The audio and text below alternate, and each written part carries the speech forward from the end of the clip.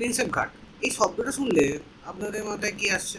লাভার spot, pre wedding শ্যুটের জায়গা, হিন্দি বা বাংলা গানের শুটিং স্পট। কিন্তু এই প্রিন্সেপ ঘাটের ইতিহাস কি জানেন আপনারা? চলুন আজকে আমরা জেনে নিই প্রিন্সেপ ঘাটের ইতিহাস। সালটা ছিল 1841। ফোর্ট উইলিয়ামের ওয়াটার গেট আর সেন্ট জনস গেটের ঠিক মাঝখানে তৈরি করা হয় একটি বিশেষ ঘাট, যার নাম রাখা হয় প্রিন্সেপ ঘাট। এবার বলুন তো, কে ছিলেন এই প্রিন্সেপ? কেনই বা তার নামে রাখা হলো এই ঘাটের নাম? জেমস প্রিন্সেপ ছিলেন একজন বিখ্যাত ইংরেজ পণ্ডিত, ভাষাবিদ এবং প্রত্নতাত্ত্বিক। জেমস প্রিন্সেপের জন্ম হয় 1799 সালে 20 অগস্ট ইংল্যান্ডের এসেক্স কাউন্টিতে।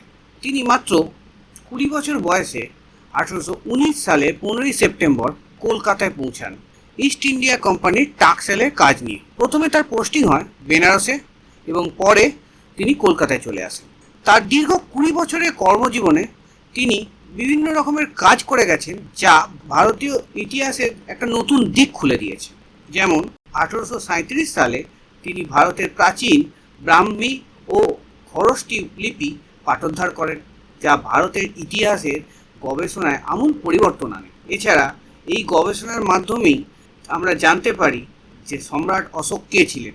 এছাড়াও তিনি বেনারসে থাকাকালীন বেনারস শহরের মানচিত্র তৈরি করেন। কলকাতায় তিনি এশিয়াটিক সোসাইটির সচিব এবং এর জার্নালের প্রতিষ্ঠাতা সম্পাদক ছিলেন। অতিরিক্ত পরিশ্রমের কারণে তার শরীর অসুস্থ হয়। এই কারণে 1838 সালে তিনি ইংল্যান্ড ফিরে যান এবং 1840 সালে 22 এপ্রিল লন্ডনে মাত্র 40 বছর বয়সে তার মৃত্যু হয়। স্থাপত্যের দিকে তাকালে আমরা দেখতে পাই একটা চমৎকার প্যালিডিয়ান স্ট্রাকচার। এটি মূলত ইন্দো গ্রিক স্থাপত্য শৈলীর একটি অনন্য নিদর্শন। একটা সময় এখান থেকে ব্রিটিশদের ছোট বড় লঞ্চ যাতায়াত করত। স্বাধীনতার পর দীর্ঘদিন এই ঘাটটি জৌলসহীনভাবে পড়েছিল, কিন্তু 2001 সালে পিডব্লিউডি বিভাগ এই পুরো এলাকাটা সংস্কার করে এবং আমরা আজকের এই ঝকঝকে সাদা থামগুলো পাই। প্রিন্সেপ ঘাটের পাশেই রয়েছে ম্যান অফ ওয়ার জেটি। দ্বিতীয় বিশ্বযুদ্ধের সময় থেকে এই জেটিটি আজও সচল আছে। বর্তমানে এটি প্রধানত ভারতীয় নৌসেনারা ব্যবহার করে। প্রিন্সেপ ঘাটের কথা হচ্ছে, আর সিনেমার কথা হবে না তা তো হয় না। তা সে বলিউডের ছবি পরিণীতা থেকে শুরু করে হলিউডের ছবি সিটি অফ জয় হোক বা হালামনের বাংলা সিনেমাই হোক, প্রিন্সেপ ঘাটের এই স্থাপত্য বারবার ধরা দিয়েছে রূপলি পর্দায়। তাহলে চলে আসুন একদিন সপরিবারে বা ভালোবাসার মানুষকে নিয়ে প্রিন্সেপ ঘাটে। তাহলে দেখা হচ্ছে প্রিন্সেপ ঘাটে।